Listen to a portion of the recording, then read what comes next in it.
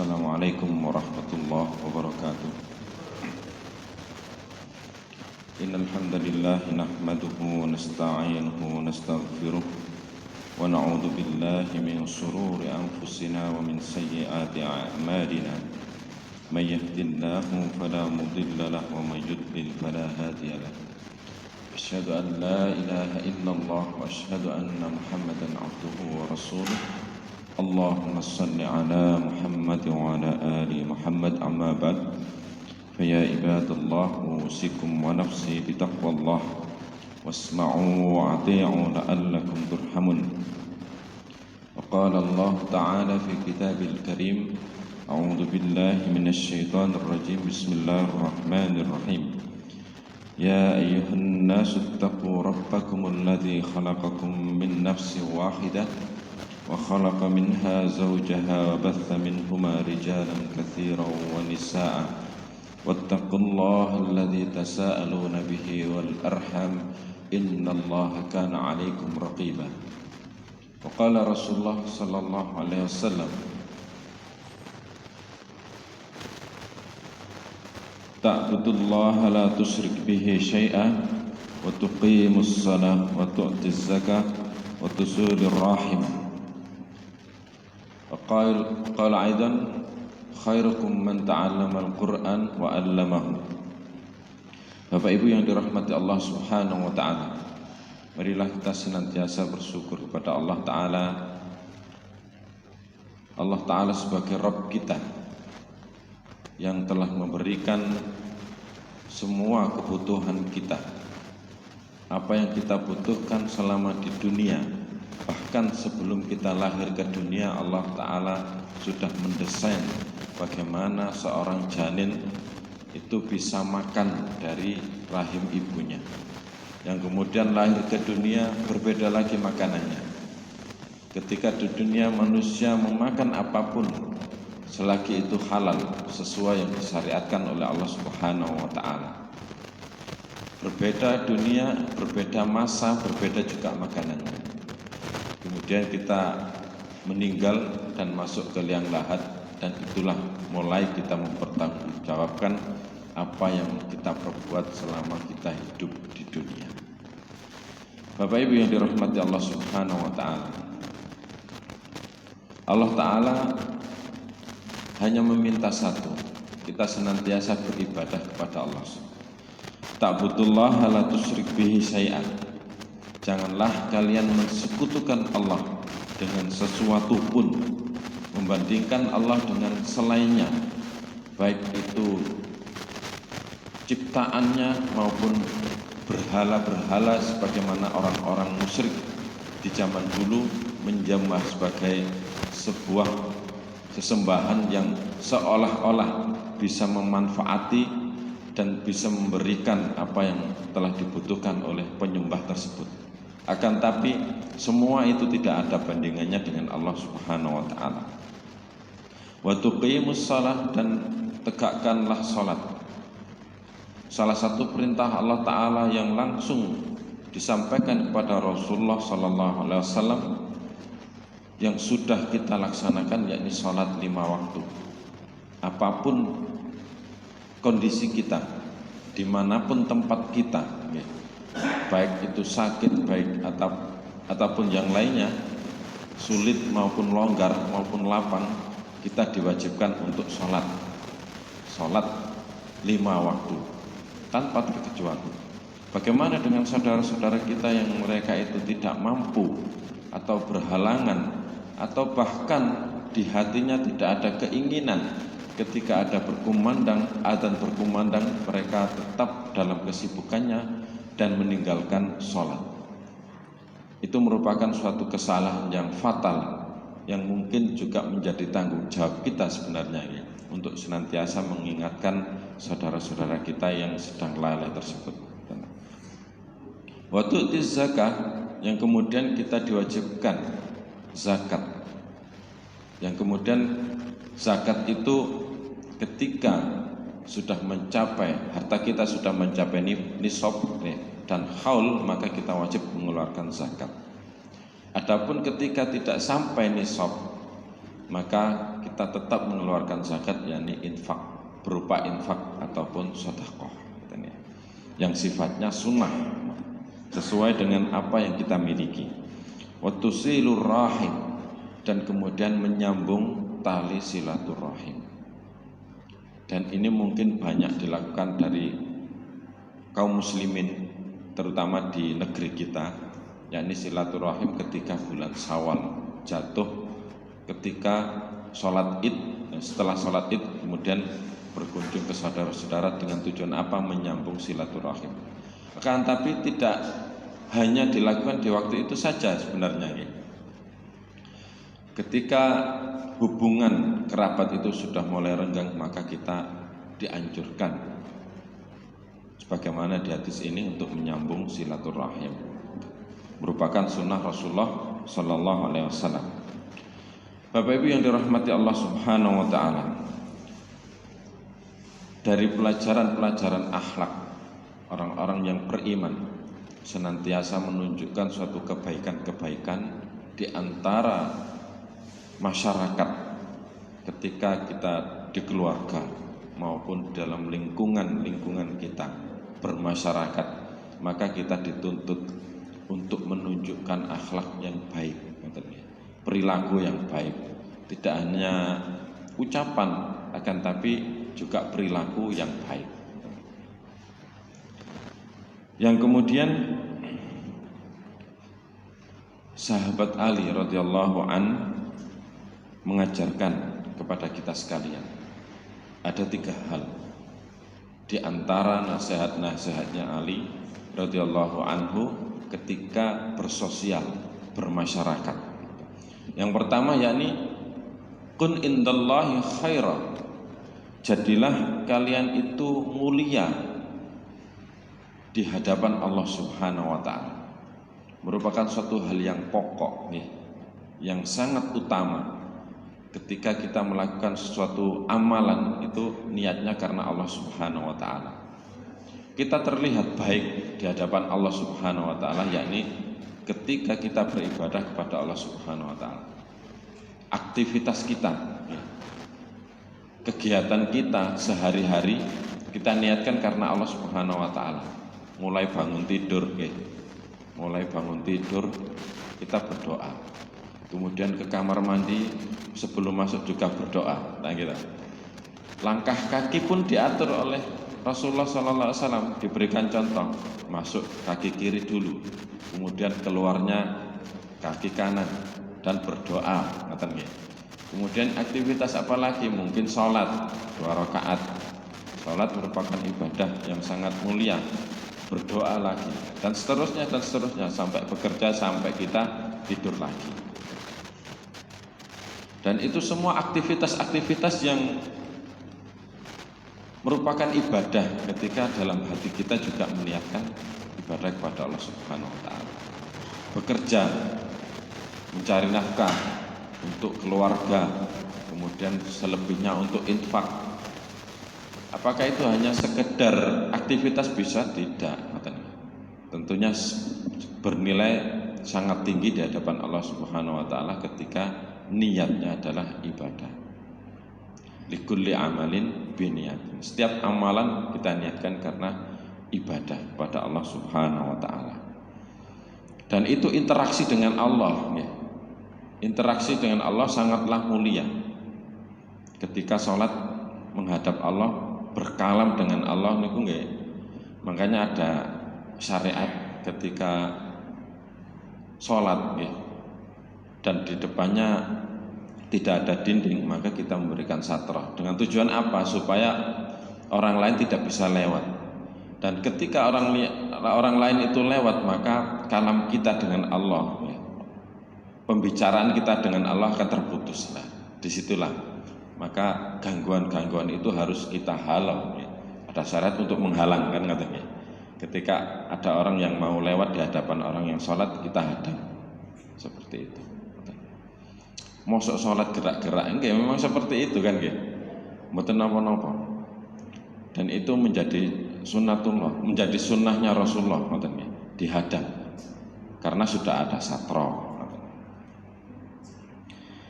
Yang kemudian ketika kita mengenal Allah dalam Al-Quran, membaca kalam-kalam Allah dalam Al-Quran, setiap ayatnya diberi pahala kan ya. Seperti itu loh ya. Jadi sangat mulia. Kun indallahi khairah, berupaya sebaik mungkin menjadi orang-orang yang mulia di hadapan Allah Subhanahu wa taala. Artinya kita tidak memiliki rasa riya ketika kita beribadah di hadapan Allah. Cak ini dilem atau dipuji orang menjadi orang yang soleh katanya. Kadang-kadang kita menggunakan peci ngeten mawon, peci putih ini diceluk abah kan gitu. Padahal belum tentu dia sudah haji. Nah, pada umumnya kan haji pun diceluk abah. Abah niku napa sing bapak niki lho, bapak. Bapak. Nah, dikenal teng mriki kan abah niku sudah haji. Seperti orang-orang yang sangat soleh ngoten niku. Padahal salat niku kan sudah selayaknya orang yang beriman, orang Islam kan ya. Sudah selayaknya orang Islam itu melakukan ibadah salat 5 waktu niku lho. Kan wajar ngoten. Memang sepantasnya seperti itu. Akan tapi orang lain yang menganggapnya kita wis koyoke wis saleh temenan. Padahal niku biasa sebenarnya. Hal-hal yang biasa. Kayak kita bekerja ngoten biasa ngoten. Sudah selayaknya seseorang itu mencari nafkah untuk keluarganya kan biasa ngoten niku. Mboten kok nek wis kerja wakas terus dadi sugih, mboten mesti kan ya. Tidak seperti itu. Kita berusaha sekuat tenaga kita, semampu kita. Wis oleh segitu gimana segitu. Ada patokannya dari Allah Subhanahu wa taala. Jatahe niku pun itu. Dan itu tidak akan sia-sia di hadapan Allah Subhanahu wa taala ketika kembali lagi ke niat niku. Niatnya untuk ibadah kepada Allah Subhanahu wa taala. Berupaya untuk tidak riya ketika membaca Quran, tidak sum'ah, tidak ingin dipuji orang di napa niku wis dilem-lem atau dipuji bacaannya baik, tidak seperti itu. Akan tapi kita kembalikan, kita niatkan semua kepada Allah Subhanahu wa taala.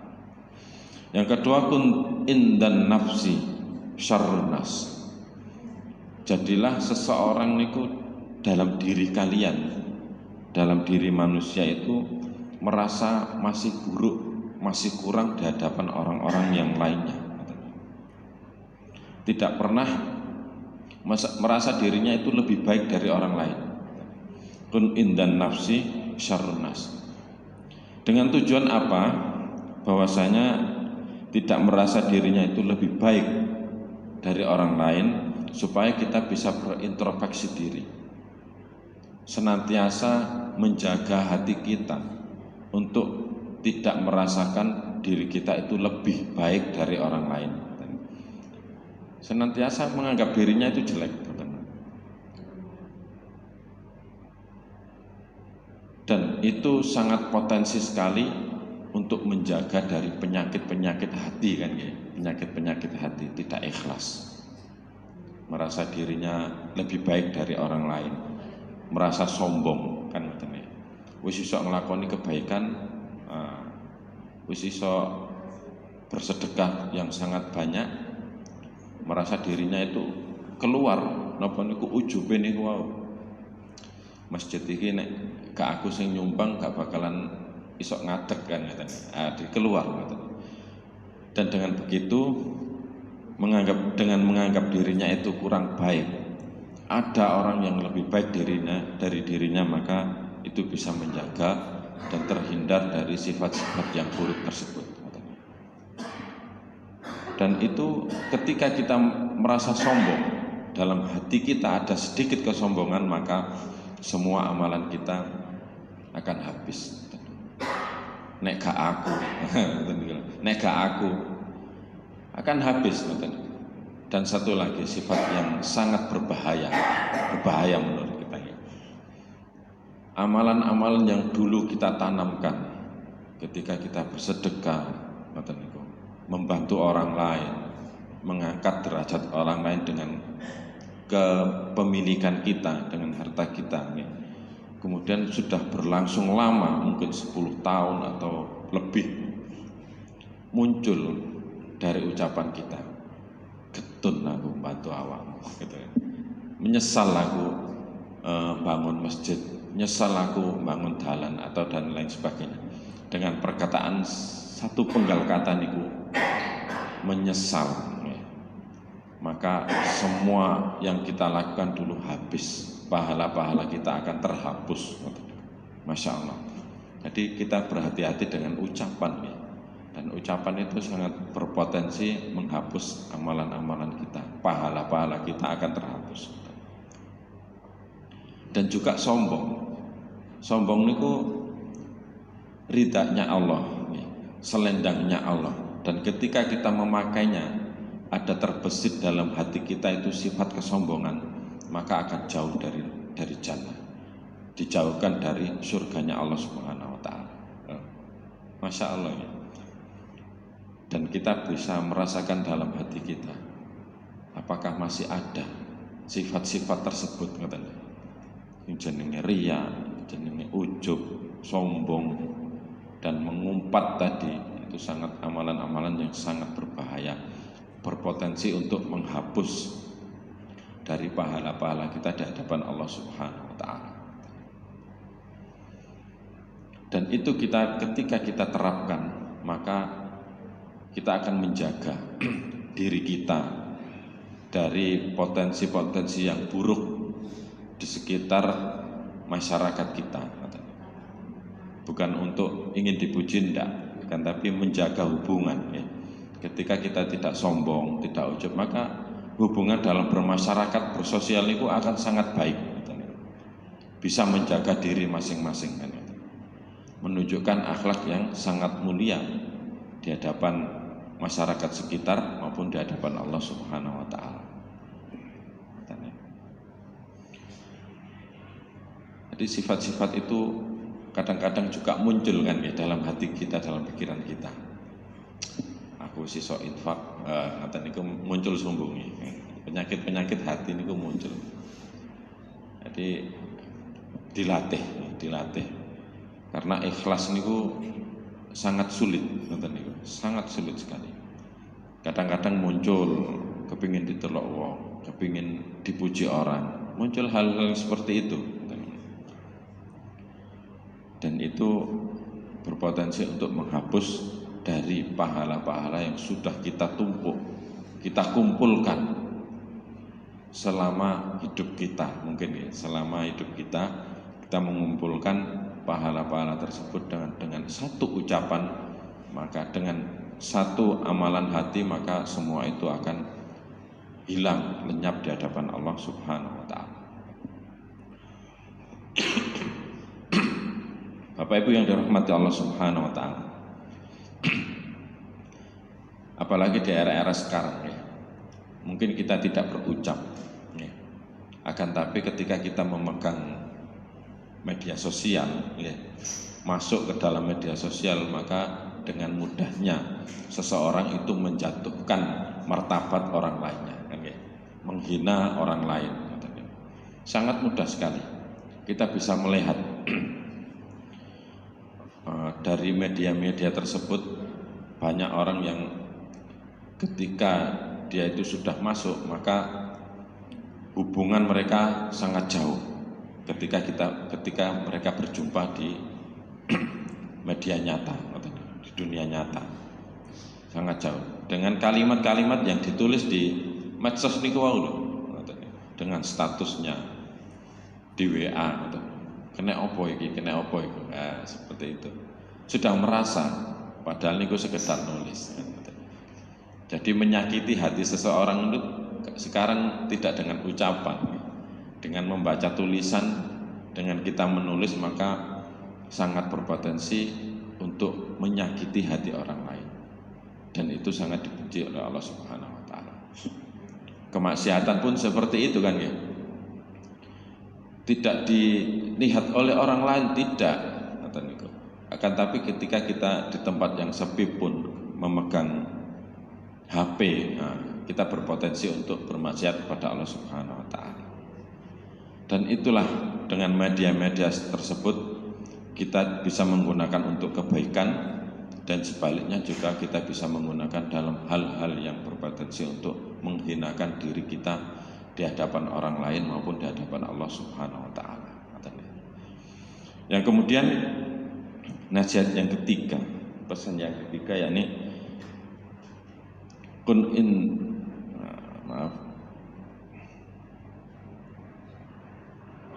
indan nas rajulan minan nas. Jadilah kalian itu di hadapan manusia sebagai bagian dari manusia itu sendiri. Yang artinya kita diminta untuk menjunjung tinggi nilai kemanusiaan, memanusiakan manusia, cara gampangnya. Kenapa seperti itu? Sifat manusia bisa berubah-ubah. Dalam hati manusia kita tidak mengetahui apapun itu. Isi manusia kita tidak mengetahui. Yang kadang-kadang muncul di suatu waktu yang kemudian mereka dengan mudah merendahkan orang lain. Kadang-kadang ketika menjadi orang yang biasa, rakyat biasa, mereka baik, bagus hubungannya. Dan ketika seseorang itu diangkat derajatnya, diberikan satu jabatan, nah, dengan jabatan itu kadang-kadang muncul arogansinya, muncul sifat merendahkan orang lainnya, meremehkan orang lain. Dengan jabatan itu sangat mudah. Dan kembali ke media sosial ya, kita bisa melihat jabatannya nopo sih, sekedar menjadi, kalau teng masyarakat niku hansip nggih. Kalau di pemerintahan mungkin Satpol PP nggih. Enten dadi Satpol PP. Kadang-kadang dengan perintah atasannya mereka memukul rata nggih. Dengan arogansinya mereka dengan mudah merusak orang-orang yang berjualan, yang mungkin mereka juga menyalahi aturan sebenarnya. Dan apakah tidak bisa dengan ucapan yang baik, dengan perilaku yang baik, dengan peringatan-peringatan yang berulang-ulang bisa menjadikan orang itu mematuhi peraturan-peraturan yang ada di sekitar orang tersebut, di pemerintahan tersebut. Dan itu mungkin bisa, katanya, sangat bisa orang itu mematuhi peraturan ketika menyampaikan dengan yang baik, dengan hal yang baik. Dan seseorang itu ketika sudah dimusuhi maka akan muncul di hatinya niku juga memusuhi mereka kan katanya. Ketika diremehkan maka dia akan bernadar dalam hatinya, awas kan. Muncul ngoten niku akhirnya. Dendam, dalam hatinya itu dendam. Awas kan.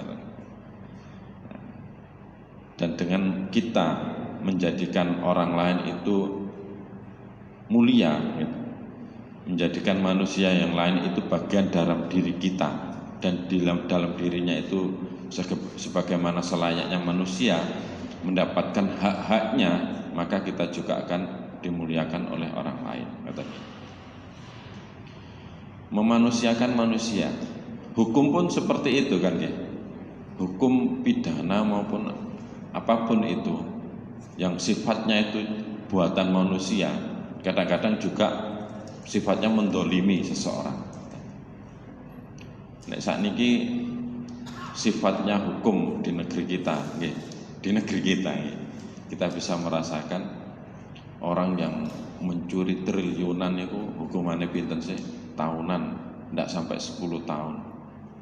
Apakah mereka itu dihukum sesuai syariat Islam? Enggak, hukumannya penjara. Sementara orang mencuri singkong, hukumannya hampir sama dengan mereka yang mencuri triliunan. Masya Allah. Apakah itu tidak dikatakan dolim? Sangat dolim. Dan mereka orang yang mencuri singkong itu tujuannya nopo? Untuk mengisi perutnya saja, bukan untuk kaya sebenarnya kan ya, bukan untuk kaya, akan tapi mereka hanya untuk mengisi perutnya. Dan dari ketika kita sudah menerapkan syariat Islam, sebenarnya mereka yang patut dinafkahi, mereka yang patut diberikan sedekah, bukan untuk dihukum sebenarnya.